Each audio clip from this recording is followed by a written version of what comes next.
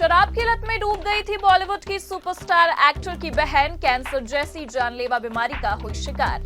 28 दिनों तक रिहैब में पड़ा था रहना। टूट गया एक्टर की बहन का बसा बसाया घर। हमारी ये बातें सुन आप भी सोच रहे होंगे कि हम यहाँ किस स्टार की बहन की बातें कर रहे हैं, तो ये कोई और नहीं बल्कि बी टाउन के ग्रीक गॉड यानी कि ऋतिक रोशन की बहन सुनैना रोशन है। जी हाँ, राकेश रोशन की इकलौती बेटी ने अपनी जिंदगी में बेहद दुख झेले हैं, जिनमें शराब की लत से लेकर टूटी शादी का दर्द और कैंसर से जूझना शामिल है। दरअसल भले ही ऋतिक की बहन हीरोइन ना बनी हो, लेकिन वो एक रियल लाइफ हीरो जरूर है।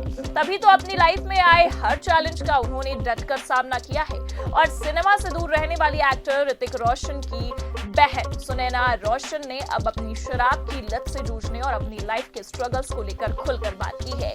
एक हालिया बातचीत से जुड़ी सुनैना ने बताया कि कैंसर, टीबी और चोलेस्टर हर्पेस से एक लंबी लड़ाई लड़ने के बाद मैं थक गई थी। मैं जिंदगी से इतनी बुरी तरह थक गई थी कि मुझे शराब के नशे में ही सुकून मिलता था और मैं अपने दर्द को भुलाने के लिए शराब का सहारा लेने लगी।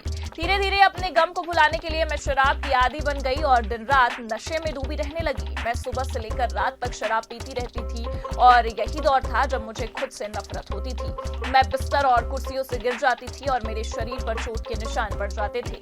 मैं इन सब से गुजर चुकी हूँ। कुछ महीने के लिए मुझसे सभी क्रेडिट कार्ड छीन लिए गए थे और मुझे कोई पैसा नहीं दिया गया।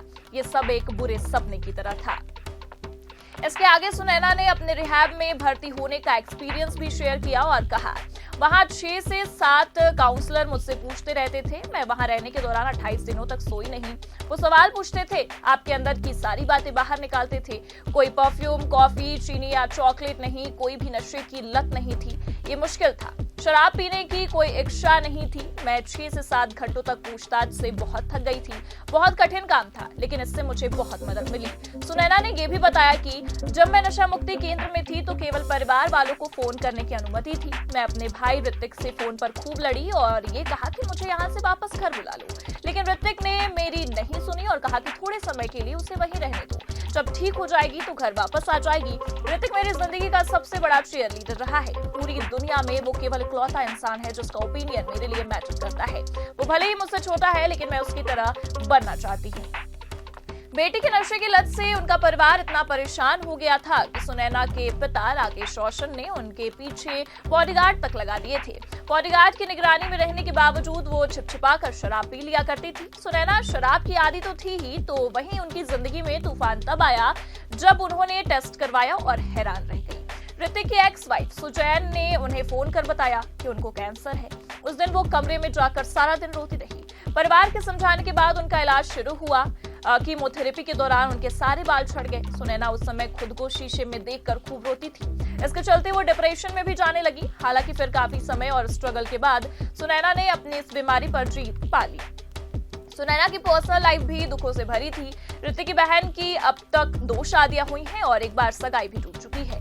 सुनैना की पहली शादी आशीष सोनी से हुई थी, लेकिन दोनों का साल 2000 में तलाक हो गया। पहले पति से उनकी एक बेटी सुरानिका भी है।